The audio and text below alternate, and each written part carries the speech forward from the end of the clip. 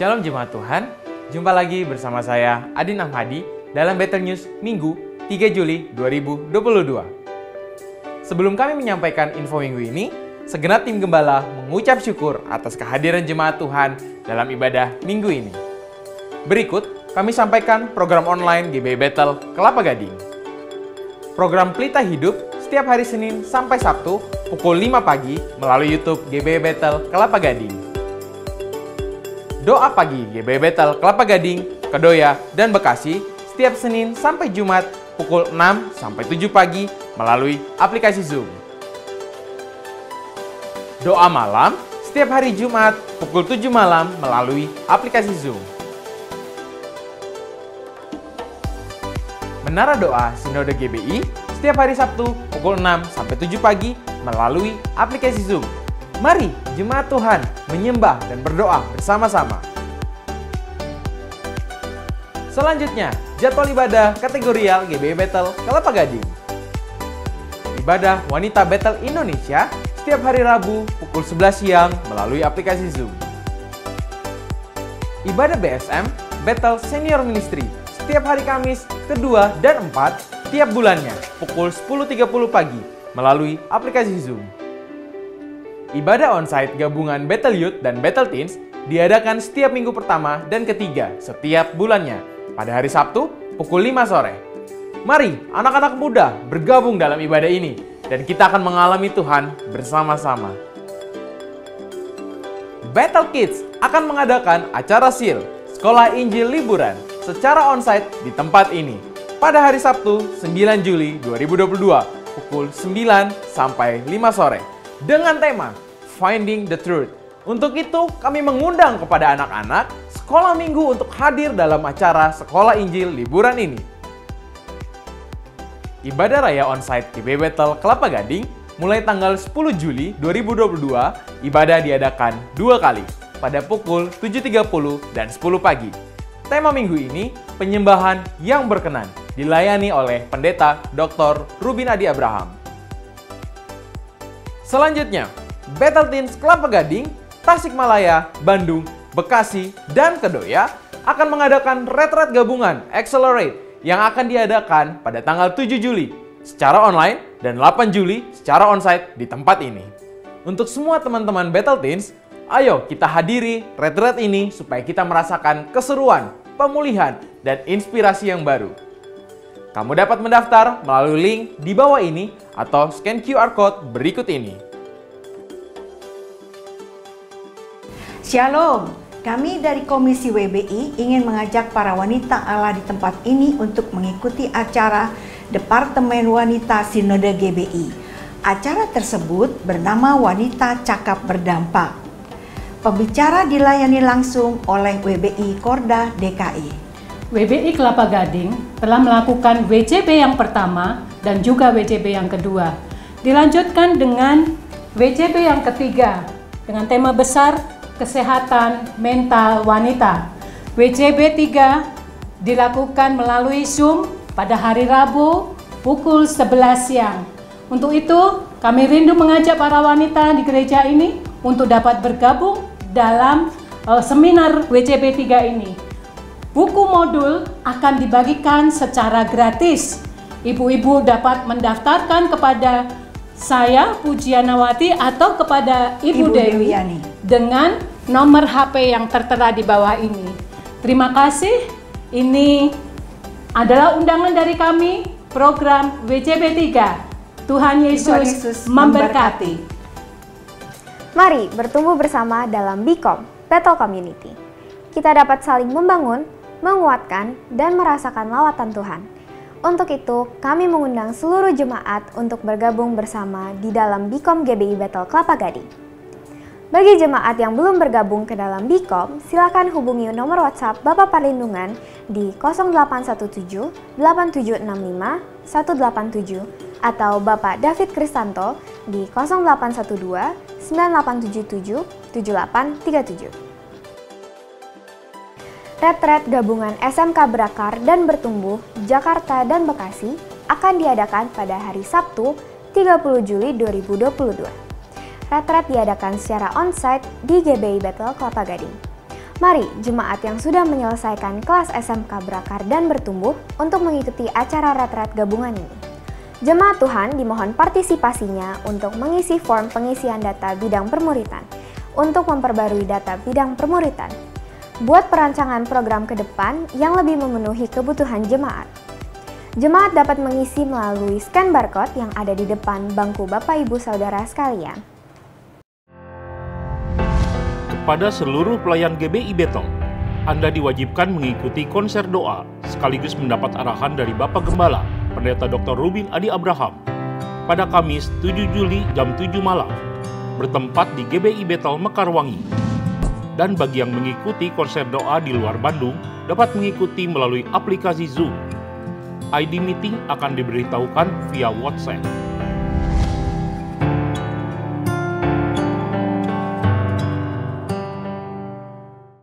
Demikian Bethel News minggu ini. Untuk info selengkapnya, dapat saudara simak dalam aplikasi GBI Bethel.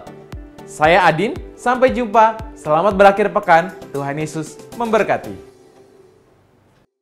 Shalom Bapak Ibu, saudara-saudara sekalian. Hari ini kita kembali berkumpul untuk beribadah kepada Tuhan. Mari kita siapkan diri dan hati kita agar kita merasakan lawatan kuasa Roh Kudus. Sebelum ibadah dimulai, jangan lupa siapkan roti dan anggur atau minuman teh untuk ibadah perjamuan kudus pada hari ini. Dan melalui perjamuan kudus ini, kita kembali mengingat dan mengucap syukur untuk pengorbanan Yesus Kristus di atas kayu salib yang menebus dosa kita semua. Mari kita berdoa bersama-sama. Bapa, kami bersyukur buat anugerah Tuhan, kasih setia Tuhan dalam hidup kami, penyertaan Tuhan yang sempurna bagi kehidupan kami Tuhan. Kami dapat kembali berkumpul dan beribadah kembali pada hari ini Tuhan, semua hanya karena kasih karunia Tuhan. Kami mau berdoa Tuhan buat ibadah hari ini, Tuhan yang turut campur tangan dari awal hingga akhir Tuhan. Tuhan yang turut campur tangan buat tim PW, buat multimedia, buat pembicara yang turut ambil andil Tuhan. Biar hanya kuasa Roh Kudus yang nyata melalui ibadah hari ini Tuhan. Terima kasih Tuhan, kami percaya kuasa lawatan-Mu, kuasa Roh Kudus mengalir buat setiap hati kami. Dan kami percaya ada mujizat terjadi dalam kehidupan kami Tuhan. Kami bersyukur Tuhan. Hari ini kami memulai ibadah kami hanya di dalam nama Tuhan Yesus Kristus. Haleluya. Amin. Selamat mengikuti ibadah ini. Tuhan Yesus memberkati. Shalom saudaraku yang dikasihi Tuhan. Selamat pagi. Mari kita siapkan hati kita pada pagi hari ini untuk kita sama-sama masuk di dalam hadirat Tuhan. Kita bersyukur untuk anugerah dan kebaikan Tuhan yang kita terima daripada Tuhan. Kalau hari ini kita boleh ada sebagaimana kita ada, semuanya karena kebaikan Tuhan. Mari kita hampiri Tuhan dengan rasa syukur yang terbaik, sebab Dia yang layak terima pujian kita. Amin.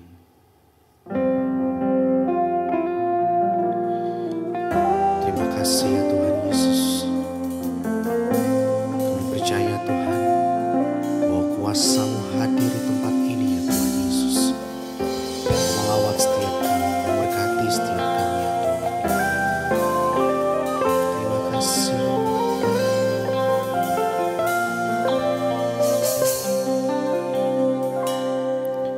Sungguh sempurna kasih-Mu oh Tuhan, sungguh ajaib perbuatan-Mu Yesus. Kau rela mati untuk menebus dosaku, sekarang ku hidup bagi-Mu. Sungguh sempurna kasih-Mu oh Tuhan, sungguh ajaib perbuatan-Mu Yesus. Katakan kau rela mati, kau rela mati untuk menebus dosaku, sekarang ku hidup bagi-Mu.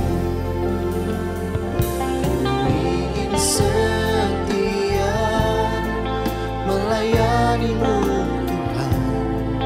dengan segenap jiwa dan ragaku. Ku ingin selalu menyembah-Mu Yesus dengan segenap hatiku. Hanya Dia yang layak terima pujian kita Bapak Ibu Saudara.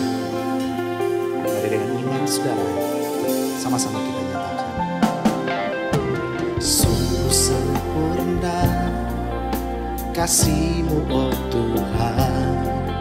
Sungguh ajaib perbuatan-Mu Yesus.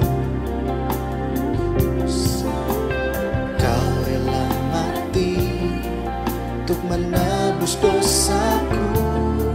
Sekarang hidup bagimu. Sungguh sempurna kasih-Mu oh Tuhan. Sungguh ajaib perbuatan-Mu Yesus. Katakan Kau rela mati untuk menebus dosaku. Sekarang hidup bagimu. Ingin setia melayani-Mu Tuhan dengan segenap jiwa dan ragaku. Ku ingin selalu menyembah-Mu Yesus dengan segenap hatiku. Ku ingin setia melayani-Mu Tuhan dengan segenap jiwa dan ragaku. Ku ingin selalu menyembah-Mu Yesus dengan segenap hatiku. Katakan saudara, ku ingin setia melayani-Mu Tuhan dengan segenap jiwa dan ragaku. Ku ingin selalu menyembah-Mu Yesus dengan segenap hatiku. Ku ingin setia. Amin. Kami mau setia melayani-Mu ya Tuhan Yesus. Dengan segenap jiwa dan raga kami persembahkan kepadamu. Amin. Menyembah-Mu Yesus dengan segenap hatiku. Mari angkat kedua tangan saudara, lebih sungguh katakan, ku ingin setia melayani-Mu Tuhan dengan segenap jiwa dan ragaku. Ku ingin selalu menyembah-Mu Yesus dengan segenap hatiku. Ku ingin setia melayani-Mu Tuhan dengan segenap jiwa dan ragaku. Ku ingin selalu menyembah-Mu Yesus dengan segenap hatiku. Dengan segenap hatiku. Dengan segenap hatiku.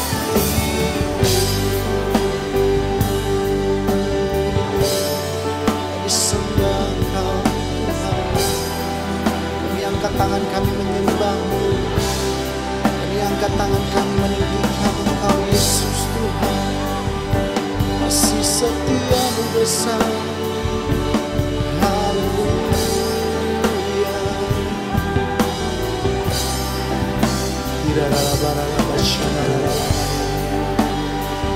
Kami sembah Engkau lebih lagi Tuhan. Kami tinggikan Engkau. Kami muliakan Engkau. Sebab Engkau Allah yang bertata dalam pujian kami. Kami sembah Engkau lebih lagi Tuhan. Kami sembah Engkau.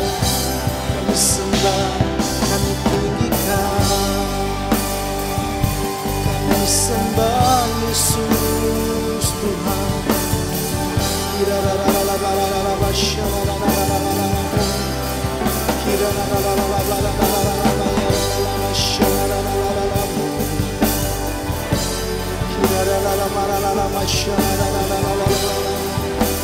Angkat kedua tanganmu saudaraku, sembah Dia lagi.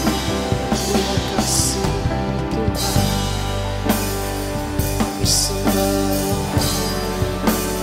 kami muliakan Kau, kami sembah. Terima kasih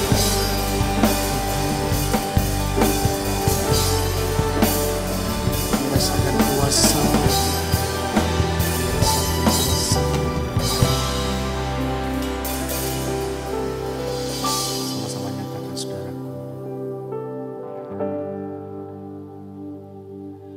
Melayanimu Tuhan dengan segenap jiwa dan ragaku. Ku ingin selalu menyembah-Mu Yesus dengan segenap hatiku.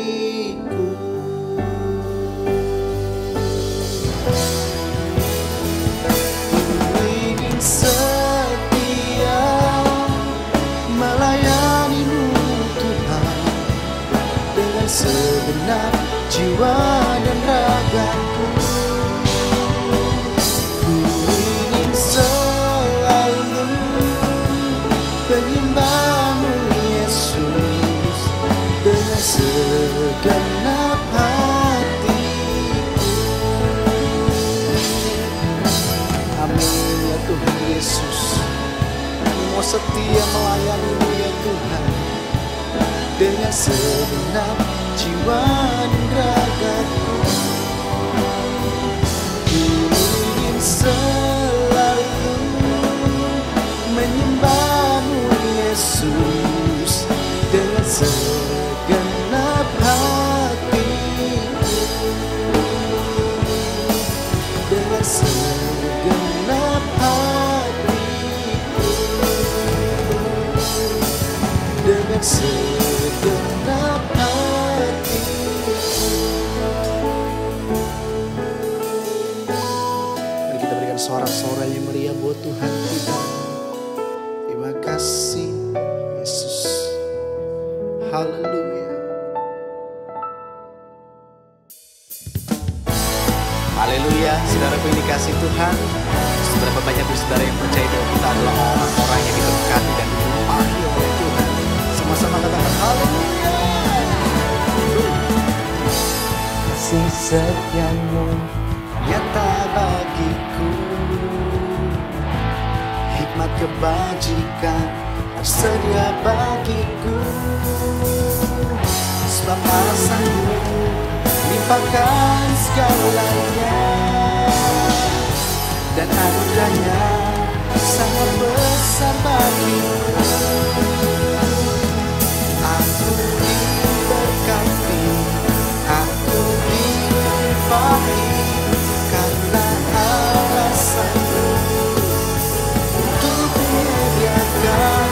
Aku diberkati, aku dilimpahi atas sempurna anugerah Tuhan bagiku. Haleluya.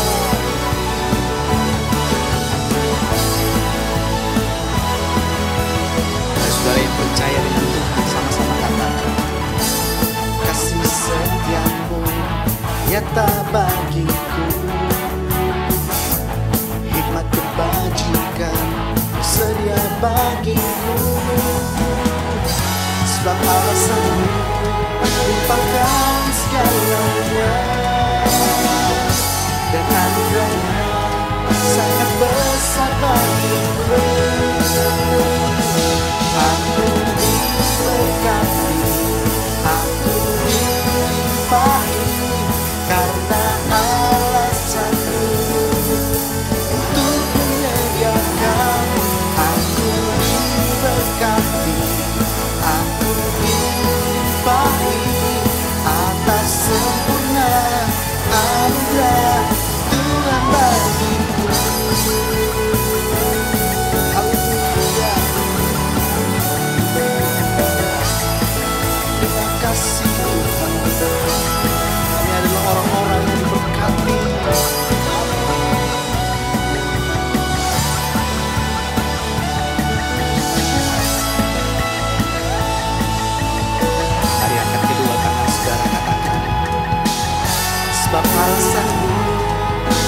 melimpahkan segalanya, dan anugerahnya sangat besar bagiku. Sebab Allah sanggup melimpahkan segalanya, dan anugerahnya sangat besar bagiku. Angkat kedua tangan saudara. Aku diberkati, aku dilimpahi, karena Allah sanggup untuk menyediakan. Aku diberkati, aku dilimpahi, karena Allah sanggup untuk menyediakan.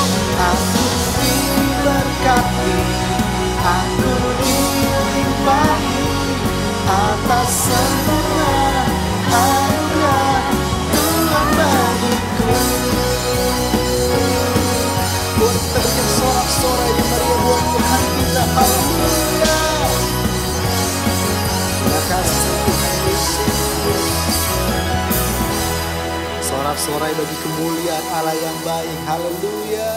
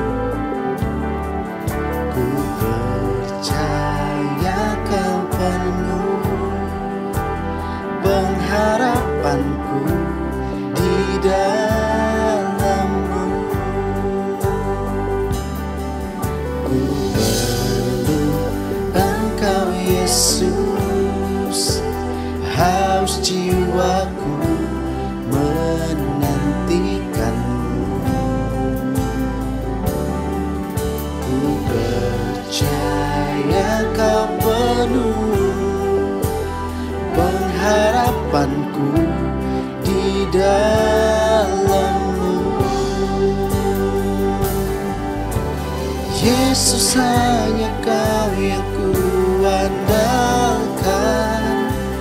melebihi siapapun juga.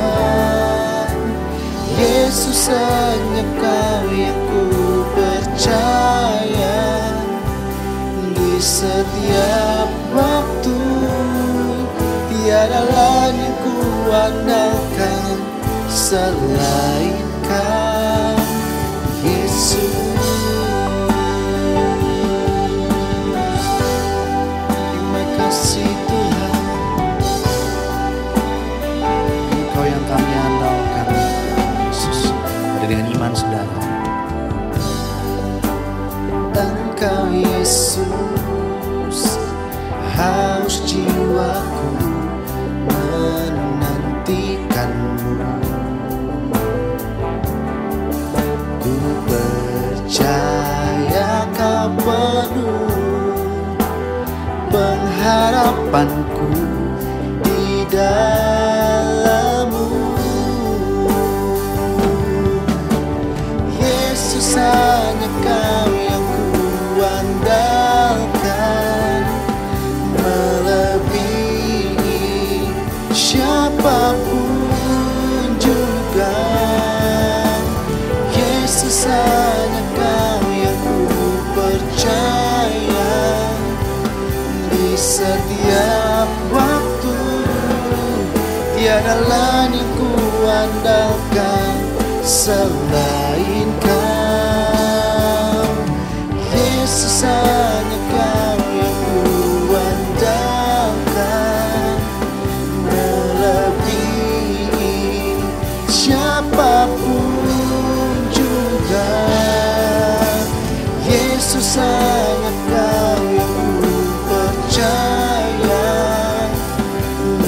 setiap waktu. Tiada lain yang ku andalkan selain Kau. Yesus, hanya Kau yang ku andalkan, melebihi siapapun juga. Yesus, hanya Kau yang ku percaya. Di setiap waktu, tiada lain yang ku andalkan selain Kau, Yesus.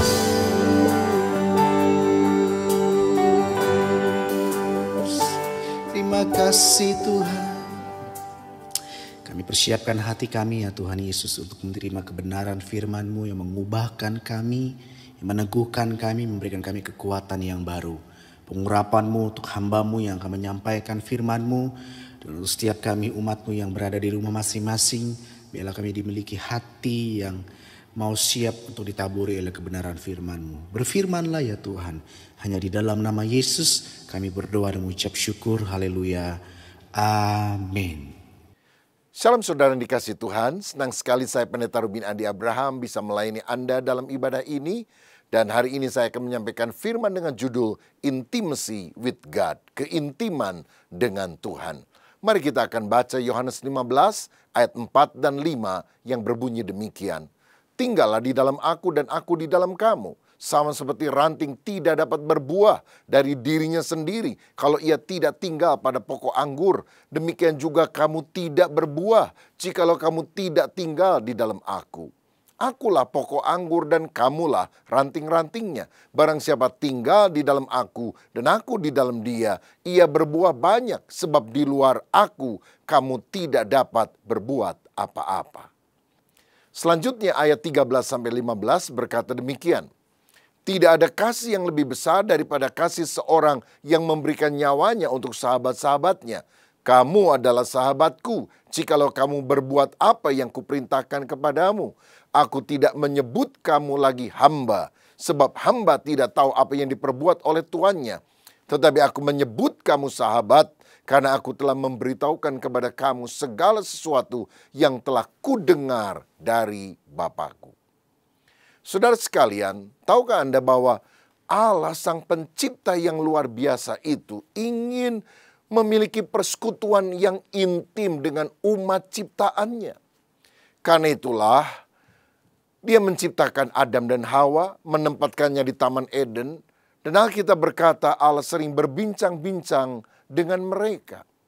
Dalam Kejadian 5 ayat 24 juga dicatat ada seorang yang rindu selalu bersekutu dengan Tuhan, namanya Henokh. Sehingga dikatakan dan Henokh hidup bergaul dengan Allah, lalu ia tidak ada lagi sebab ia telah diangkat oleh Allah. Henokh melanjutkan persekutuannya dengan Tuhan di sorga. Tuhan juga pernah menyebut Abraham sebagai sahabat Allah. Itu dicatat dalam Yakobus 2 ayat 23.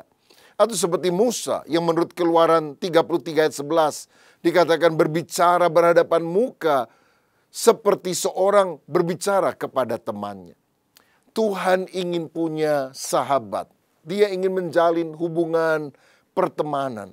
Bahkan dia rindu menjalin keakraban dengan kita anak-anaknya. Ada seorang raja yang bernama Daud yang merindukan Tuhan lebih daripada segala perkara yang lain. Dalam Mazmur 27 ayat yang keempat, dia berkata, satu hal telah kuminta kepada Tuhan, itulah yang kuingini, diam di rumah Tuhan seumur hidupku, menyaksikan kemurahan Tuhan dan menikmati bait-Nya. Anaknya Salomo pernah meminta satu hal, yaitu hikmat, wisdom. Tetapi Daud, bapaknya, meminta, izinkan aku selalu berada di dalam hadirat-Mu. Dia tidak minta nyawa para musuhnya, dia tidak minta kerajaannya langgeng, dia tidak minta harta yang banyak. Karena dia tahu yang paling memuaskan dahaga jiwanya, yang paling memberikan kebahagiaan tertinggi dalam kehidupan adalah selalu ada dalam hadirat Tuhan. Karenanya kemudian di ayat 8 dia juga berkata, hatiku mengikuti firman-Mu, carilah wajah-Ku. maka wajah-Mu ku cari ya Tuhan. Ini berarti Daud lebih mencari pribadi Tuhan, lebih daripada berkat-Nya, mencari wajah-Nya, bukan hanya perbuatan tangannya. Saudara, keintiman dengan Tuhan itu dimaksudkan bukan untuk kita memperoleh sesuatu, lebih sukses, lebih kaya, lebih hebat. Karena ada kedamaian yang kita alami, karena ada relasi yang lebih akrab yang kita alami. Dan memiliki Tuhan adalah memiliki segala-galanya.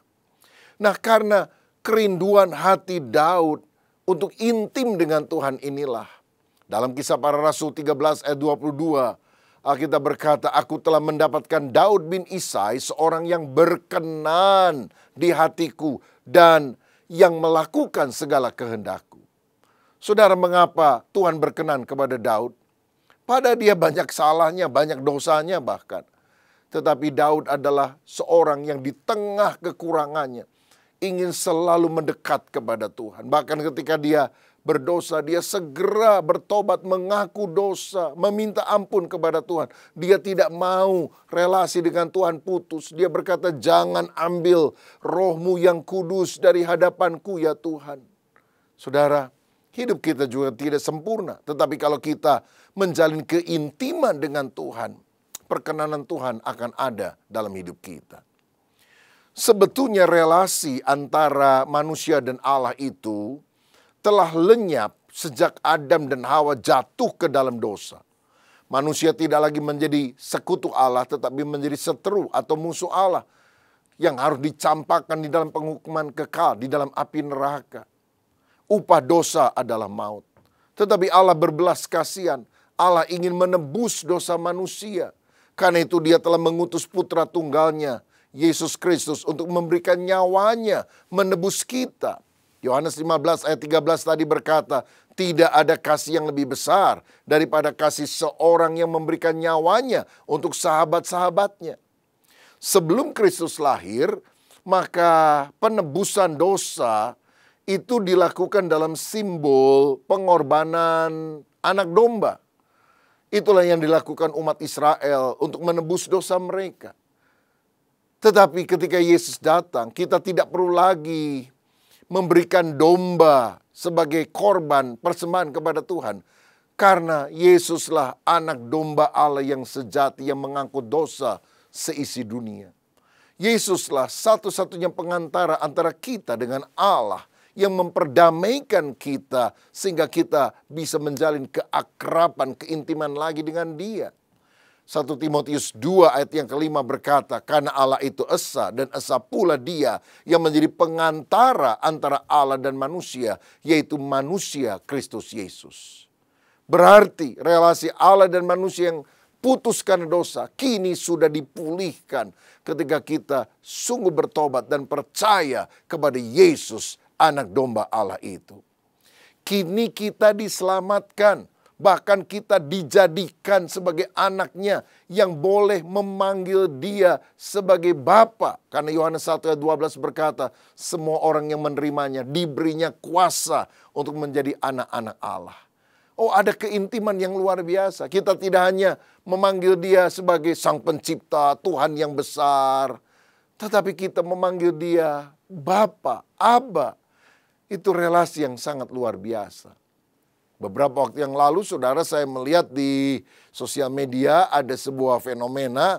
Beberapa artis mengadopsi boneka arwah, spirit doll katanya. Dikasih makan, dikasih minum, diajak ngomong, dikasih baju dan sebagainya. Ada dua kesalahan yang saya lihat di sini. Yang pertama secara roh, ini adalah spiritisme, penyembahan kepada iblis. Nah, saya dengar ini mulanya dari budaya Thailand ketika ada seorang anak kecil atau janin meninggal.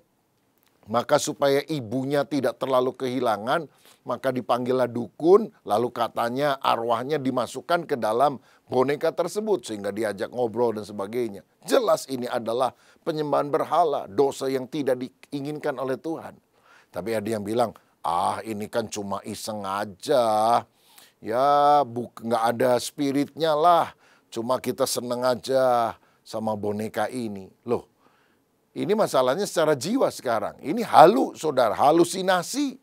Masa orang udah gede, udah punya anak mau ngangkat boneka model seperti itu? Lah kalau dia masih anak kecil, perempuan, main boneka, ya oke lah kita ngerti namanya juga anak kecil main-main. Lah ini udah gede. Apa masa kecil kurang bahagia, saudara? Tapi saya mau bilang, buat apa kita mengangkat boneka sebagai anak? Karena yang lebih tepat adalah apa yang dilakukan Bapa Sorgawi kepada kita. Dia mengangkat kita menjadi anaknya. Boneka adalah benda mati yang tidak bisa berespon. Kita manusia adalah makhluk hidup yang bisa berespon akan kasih Bapa. Sehingga kita bisa memuji Tuhan, memuliakan Tuhan, menjalin keintiman dengan Dia. Inilah keintiman sejati yang Tuhan inginkan antara kita makhluk ciptaannya dengan Dia, Sang Khalik, Sang Pencipta itu.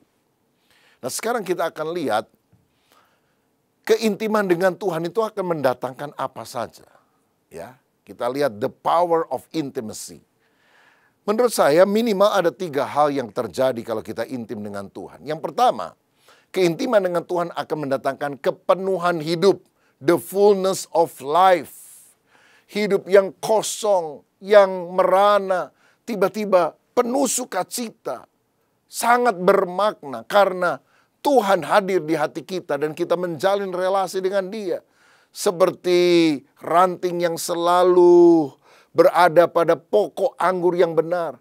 Aku di dalam kamu, kamu di dalam aku, kata Tuhan. Kamu berbuah banyak.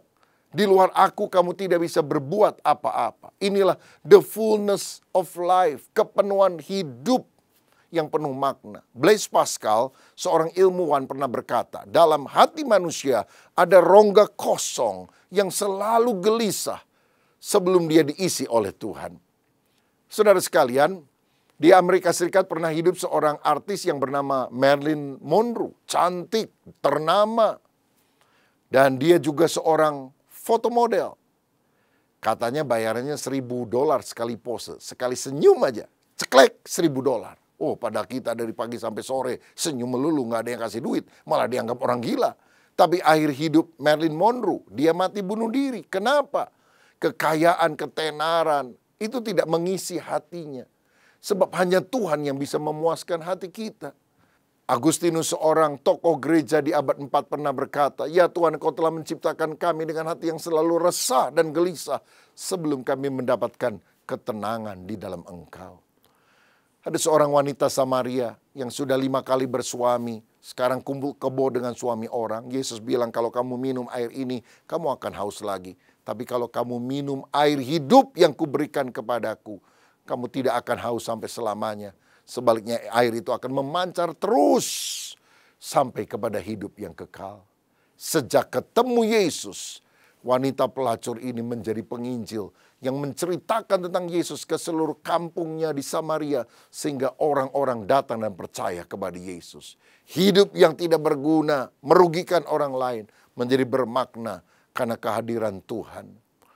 Yang kedua, keintiman dengan Tuhan akan memberikan kekuatan menghadapi tantangan.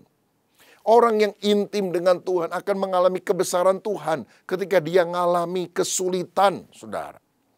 Ingat ke saudara, Daud, seorang yang intim dengan Tuhan, selalu memainkan kecapi untuk memuji Tuhan. Ketika Goliat yang tinggi besar itu melawan dia, dia berkata, aku tidak takut, kamu boleh besar. Tombakmu boleh besar, tapi aku punya Allah yang lebih besar dari engkau. Dan itu sebabnya Daud mengalahkan dia. Saya ingat satu cerita, satu kali ada seorang anak melihat pesawat terbang di angkasa dan dia tanya kepada papanya, Papa, itu apa? Oh, itu pesawat terbang namanya, Nak. Oh, kok kecil sekali? Oh, enggak, besar. Enggak, itu kecil kok. Tapi beberapa minggu kemudian papanya mengajak anak itu pergi keluar kota, naik pesawat terbang untuk kali pertama. Dan anak itu kaget karena pesawatnya ketika didekati gede, bahkan mereka bisa masuk ke dalam pesawat itu. Kemudian anak itu bertanya kepada bapaknya, kenapa Pak ya? Beberapa hari yang lalu saya lihat pesawat itu kecil, sekarang pesawatnya gede amat. Papanya bilang, karena kamu melihatnya dari jauh, makanya pesawatnya kelihatan kecil. Tapi kalau kamu dari dekat, gede sekali kan?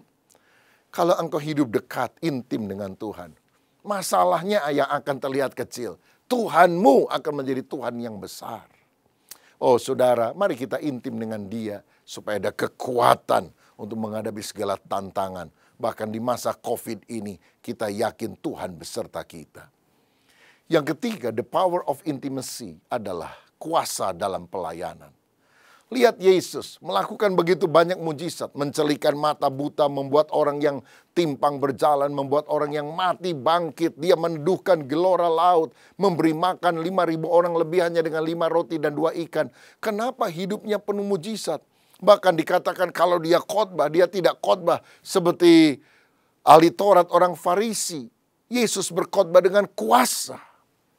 Karena setiap pagi dia selalu menjalin keintiman dengan Bapanya di dalam doa. Dan karena itulah Roh Allah bekerja luar biasa. Sehingga hidup dan pelayanannya memanifestasikan kuasa Allah yang sangat dahsyat. Saya percaya kalau kita intim dengan Tuhan, kuasa Allah akan memancar melalui hidup kita. Seperti Musa ketika naik ke atas Gunung Sinai untuk menerima perintah Tuhan. Ketika dia turun, wajahnya bercahaya sehingga orang Israel takut melihat dia. Orang yang intim dengan Tuhan. Itu spirit impartasi dari Allah akan mengalir dalam kehidupannya. Pelayananmu akan penuh power, kuasa, menghasilkan buah-buah yang dahsyat. Bukan hanya sekedar kata-kata. Karena apa? Ada power dari sorga. Kuasa dari atas yang akan mengalir dalam kehidupan kita. Karena itu betapa pentingnya kita menjalin keintiman dengan Tuhan. Nah sekarang pertanyaannya, bagaimana supaya kita bisa menjalin keintiman dengan Bapa, Sang Pencipta itu? Nah saya ibaratkan kalau saudara mau intim atau akrab dengan seseorang. Apa yang kita lakukan? Yang pertama kita harus menyediakan waktu. Waktu untuk bersekutu. Orang yang mau akrab dengan orang lain tapi nggak pernah siapkan waktu, selalu sibuk dengan urusannya sendiri, mana bisa akrab. Mazmur 46 ayat 11 berkata, diamlah dan ketahuilah bahwa akulah Allah. Tuhan mau kita memiliki saat teduh. Seperti Maria yang duduk diam di bawah kaki Yesus, mendengarkan Tuhan berbicara kepada dia. Bukan hanya seperti Marta yang sibuk melayani, melakukan ini itu. Ya kelihatannya aktivitasnya banyak, tetapi kedalaman rohaninya dangkal. Karena kita harus menyediakan waktu untuk bersekutu dengan Tuhan. Dalam Pengkhotbah 8 ayat 2 dan 3 ada firman yang berkata begini. Patuhilah perintah raja demi sumpahmu kepada Allah. Janganlah tergesa-gesa pergi dari hadapannya. Nah kalau secara rohani siapa raja kita? Tentu adalah Yesus. Jangan tergesa-gesa pergi dari hadapannya. Kita harus memiliki waktu untuk bersekutu dengan Dia. Dalam Yohanes 15 ayat 15 dikatakan, aku tidak menyebut kamu lagi hamba, sebab hamba tidak tahu apa yang diperbuat oleh tuannya, tetapi aku menyebut kamu sahabat, karena aku telah memberitahukan kepada kamu segala sesuatu yang telah kudengar dari Bapakku. Orang yang cuma melakukan pelayanan perintah Tuhan, itu kategorinya masih hamba. Tapi kalau duduk diam, lalu mendengarkan isi hati karena dia memberikan waktu, dia akan disebut sahabat karena dia tahu isi hati Tuhan. Yang kedua, saudara sekalian, kalau kita ingin mengenal seseorang, kita tentu bisa membaca kisah hidupnya. Terutama kalau misalnya orang itu sudah tidak ada lagi. Begitu juga kita tidak melihat Tuhan secara kasat mata, tapi kita tahu dia adalah Allah yang hidup. Untuk itu kita harus membaca kisah hidupnya, mengerti perintahnya, tahu kehendaknya. Dan bagaimana caranya? Bacalah Alkitab, kita akan tahu kehendak Allah. Dan kemudian kita akan mentaati Dia. Baca firman setiap hari. No Bible, no breakfast. Tidak baca Alkitab, jangan sarapan. No Bible, no bread. Tidak baca Alkitab, jangan makan roti. No Bible, no super mie. Nggak baca Alkitab, jangan makan super mie. Kalau saudara baca 4 pasal setiap hari, itu Alkitab, perjanjian lama, perjanjian baru. Saudara akan menuntaskannya sebelum 1 tahun. Bacalah firman. Saudara boleh membaca koran, Kompas misalnya. tapi Alkitab adalah kompas kehidupan sejati. Saudara boleh membaca suara pembaruan, tapi Alkitab adalah suara Allah yang sanggup membarui kita. Saudara boleh baca Jawa Pos, Jakarta Pos, tapi Alkitab adalah surga pos yang Dia kirimkan kepada kita. Saudara, orang yang mengerti kehendak Allah dan melakukannya, maka dia akan disebut sebagai sahabat Allah. Karena Yohanes 15 ayat 14 berkata, kamu adalah sahabatku jikalau kamu berbuat apa yang kuperintahkan kepadamu. Melakukan perintah Tuhan, membaca Alkitab, bukan karena kewajiban agama, karena harus terpaksa, tapi kan hati kita cinta Tuhan, cinta perkara-perkara rohani, maka kita menjalin relasi yang akrab dengan Dia. Dan yang ketiga, yang terakhir, bagaimana supaya kita bisa dekat dengan Tuhan, seperti kalau kita mau akrab dengan orang lain, kita harus ngobrol dengan orangnya tentunya. Dan ini bicara tentang berdoa. Pertama, sediakan waktu, kedua, baca Alkitab, yang ketiga, berdoa. Doa adalah dialog dengan Tuhan, komunikasi dengan Tuhan, persahabatan dengan Tuhan. Jadi saudara, waktu kita doa, jangan hanya kita saja yang ngomong sama Tuhan. Tuhan, saya mau begini, begitu, begini, begitu. Tetapi kita juga harus duduk diam mendengarkan apa yang Dia sampaikan kepada kita. Karena Yohanes 10 ayat 27 Tuhan berkata, domba-dombaku mendengarkan suaraku, dan aku mengenal mereka dan mereka mengikut aku. Jadi dengarkan suaranya. Kita boleh doa, bersyukur, minta ini dan itu, tapi kemudian dengarkan suaranya. Tuhan bicara lewat apa? Pertama tentu Dia bicara lewat Alkitab. Baca firman Tuhan. Seringkali Tuhan memberikan petunjuk. Ada rema, seakan firman itu hidup dan masuk ke dalam hati kita. Oh ya, ini yang harus saya lakukan. Tuhan juga bisa bicara lewat orang lain. Mungkin pendeta, pemimpin sel, teman Anda yang berada di dalam Tuhan, pembina rohani. Dan kata-kata nasihatnya itu seringkali menuntun kita pada kehendak Tuhan. Atau juga Tuhan bisa berbicara lewat Roh Kudus di dalam hati. Dia memberikan damai sejahtera ketika sesuatu, keputusan, tindakan, sikap hati kita berkenan kepada Dia. Sebaliknya, kalau Tuhan tidak setuju, seringkali Dia memberikan kegelisahan. Saudara, belajar mendengarkan suara Tuhan. Seperti ketika Tuhan memanggil Samuel, Samuel yang kecil berkata apa? Ya Tuhan, ini aku, berbicaralah kepadaku. Berbicaralah ya Tuhan, sebab aku mendengar. Saudara, mungkin ada yang bilang, saya udah kalau doa, udah ngomong, saya berhenti diam, lalu ingin mendengar suara Tuhan, kok nggak kedengeran ya, malah ngantuk. Tuhan seringkali tidak bicara audible di telinga kita, tapi di hati nurani kita. Dan kalau saudara belum mendengar suara Tuhan di hati, saudara mungkin perlu lebih proaktif begini. Nanti kau praktekkan ya dalam doa.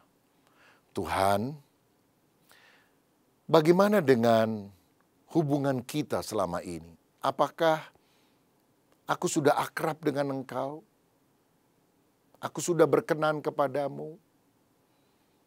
Aku hidup benar di hadapan Tuhan? Nah, kalau saudara berani bertanya sedemikian, Tuhan seringkali bicara di hati kita. Kamu masih ada kepahitan dengan orang lain, misalnya. Relasi kita selama ini renggang karena kamu terlalu sibuk. Nah, kadang-kadang Tuhan bicara lewat pikiran kita, lewat hati nurani kita. Jadi, jangan hanya diam untuk mendengarkan suara Tuhan, tapi bertanya kepada Tuhan. Bagaimana Tuhan dengan pelayananku? Apakah Tuhan senang? Bagaimana Tuhan dengan pekerjaanku? Apakah aku benar di hadapan Tuhan? Lalu saudara diam. Dan waktu itulah Tuhan akan menunjukkan hal-hal yang lebih spesifik di dalam kehidupan kita. Taatilah, karena itulah yang Tuhan rindukan, kita berjalan di dalam kebenaran. Nah, tetapi di dalam doa ini bukan hanya meminta, ada satu unsur yang sangat penting. Kita memuji dan menyembah Dia. Seperti Daud, orang yang akrab dengan Allah, dalam Mazmur 119 ayat 164 dia berkata, 7 kali dalam sehari aku memuji-muji Engkau, karena hukum-hukum-Mu yang adil. Mungkin saudara bilang, Daud pengangguran, sehingga 7 kali bisa sembahyang sama Tuhan. Daud itu raja, saudara. Lebih sibuk dari kita. Tapi kira-kira 3,5 jam sekali dia doa nyembah Tuhan. Atau seperti Daniel yang berdoa 3 kali sehari menghadap Allah ke Yerusalem. Ini menunjukkan ada tekad, komitmen, menyediakan waktu kepada Tuhan. Mendengarkan kehendaknya, berdoa kepada Dia. Saya pernah diundang untuk melayani sebuah gereja yang cukup besar, seorang hamba Tuhan senior, sekarang sudah bersama dengan Tuhan. Waktu itu saya masih sangat muda dan saya dengar hamba Tuhan ini setiap hari berdoa 6 jam.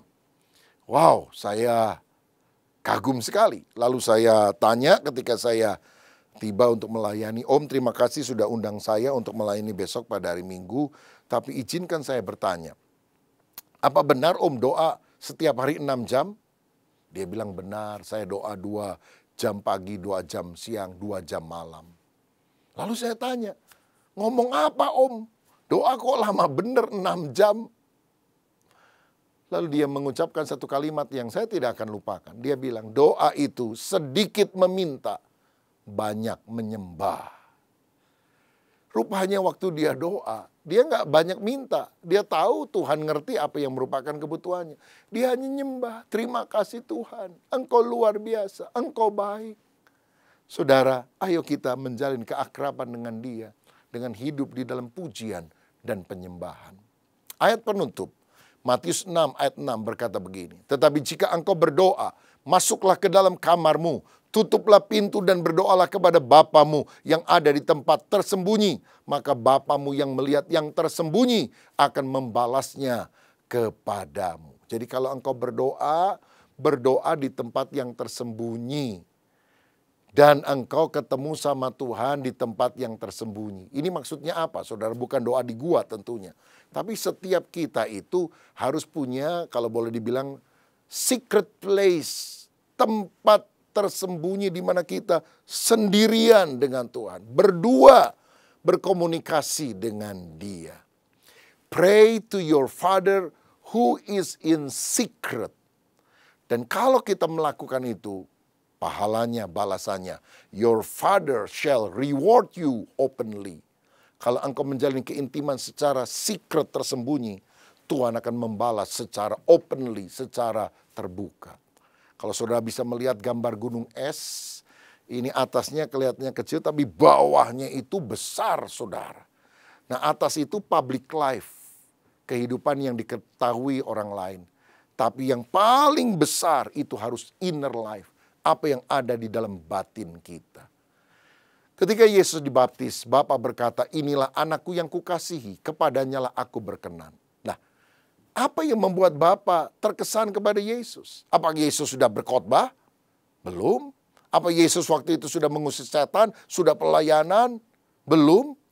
Tapi kenapa bahkan sebelum pelayanan, baru saja dibaptis, Bapa sudah bilang, aku berkenan kepadamu, aku suka sama kamu. Karena yang Bapak lihat bukan public life, pelayanan luar, tapi inner life. Dia menjaga batinnya kudus dan dia selalu memiliki relasi yang akrab dengan Bapaknya. Kita seringkali melakukan pelayanan publik dilihat oleh orang. Tapi mari kita membangun intimacy, keintiman dengan Tuhan. Karena itulah inner life yang lebih dilihat Tuhan dari tempat yang tersembunyi. Dan kalau kita memiliki secret place, tempat yang tersembunyi, bersekutu dengan intim, dengan Sang Raja di atas segala raja, Dia akan membalas kepada saudara secara terbuka. Ku yakin saat kau berfirman, ku menang saat kau bertindak. Hidupku hanya ditentukan oleh perkataanmu. Amin. Ku aman karena kau menjaga. Ku kuat karena kau menopang. Hidupku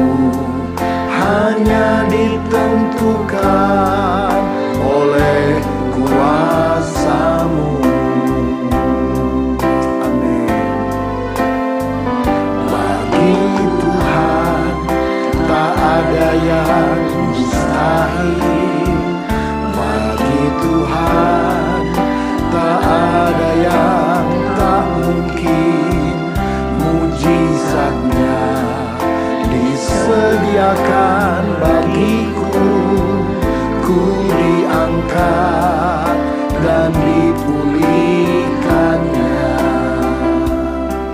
Saudara sekalian, saat ini kita akan menerima perjamuan kudus.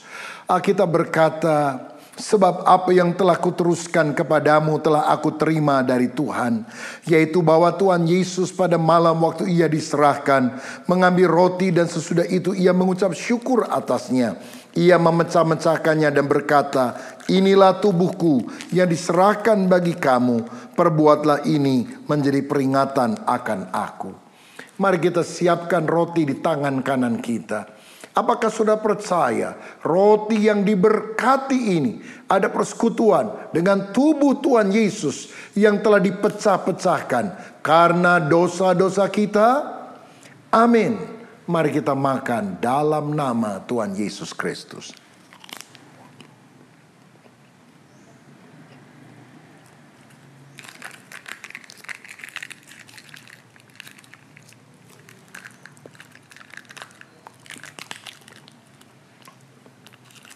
Selanjutnya firman Tuhan berkata, demikian juga ia mengambil cawan sesudah makan, lalu berkata, cawan ini adalah perjanjian baru yang dimateraikan oleh darahku.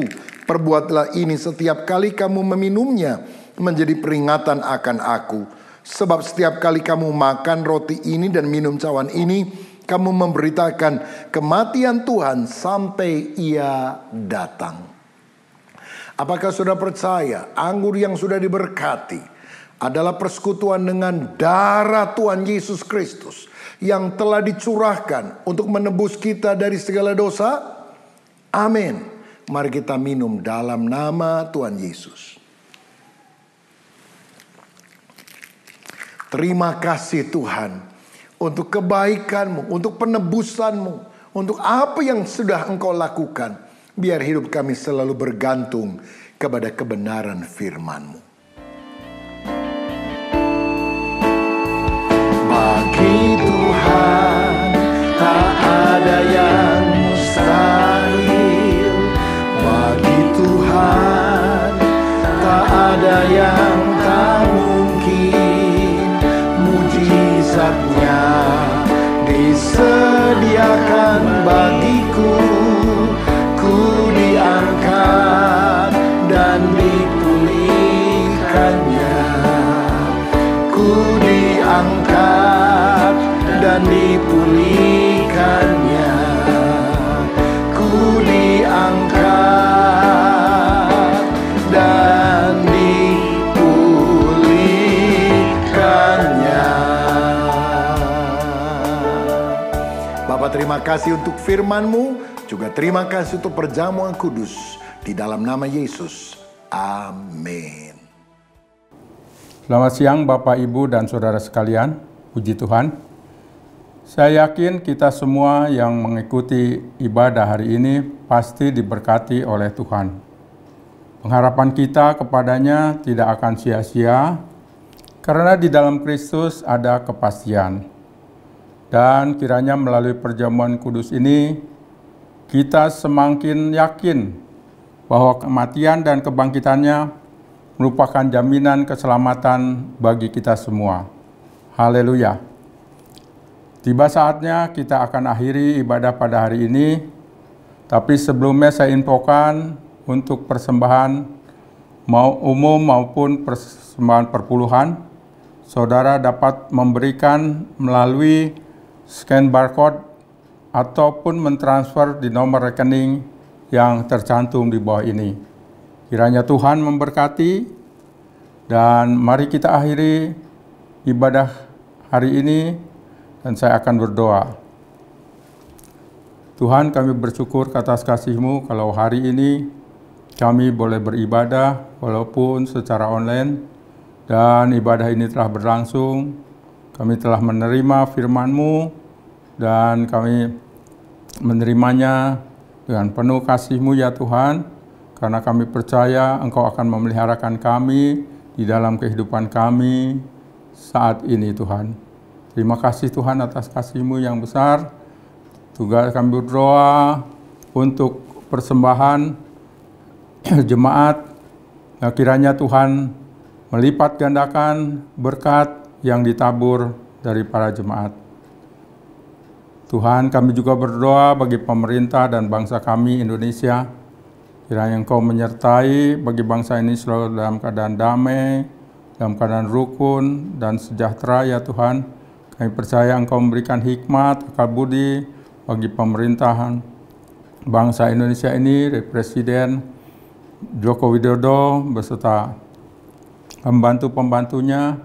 Kiranya benar-benar ya Tuhan dapat mengatasi semua permasalahan di dalam pandemi ini, dan kami percaya bahwa bangsa Indonesia dapat mengatasi semua ini dengan baik, dan kami percaya Tuhan menolong menyertai bagi kehidupan bangsa Indonesia ini. Terima kasih Tuhan. Kami juga berdoa bagi tim gembala, hamba-hambamu, Bapak Julius Ishak Abraham sebagai gembala senior, Bapak Rubin Adi Abraham sebagai gembala kami, dan Bapak Suwito Hartanto sebagai wakil gembala di GBI Betel Kelapa Gading ini. Kami percaya Tuhan menyertai, pimpin, berikan hikmat, akal budi dalam mengembalakan kami semua Tuhan. Terima kasih berkat anugerah-Mu menyertai di dalam kehidupannya. Terima kasih Tuhan. Kami berdoa Tuhan untuk jemaat kami sekalian ya Tuhan. Mari kita angkat tangan kita dan arahkan hati kita kepada Tuhan. Terimalah berkat anugerah dan kasih daripada Allah Bapa, kasih sayang dari Tuhan Yesus Kristus, penyertaan dan penghiburan dari Roh Kudus yang menyertai kita sejak saat ini sampai kedatangan Tuhan yang kedua kali, bahkan sampai selama-lamanya. Mari kita yang percaya katakan amin. Ku bersyukur padamu Tuhan, buat kasih setiamu di dalam hidupku. Anugerah-Mu besar bagiku, di setiap langkahku ku memuji-Mu. Ku memuji-Mu.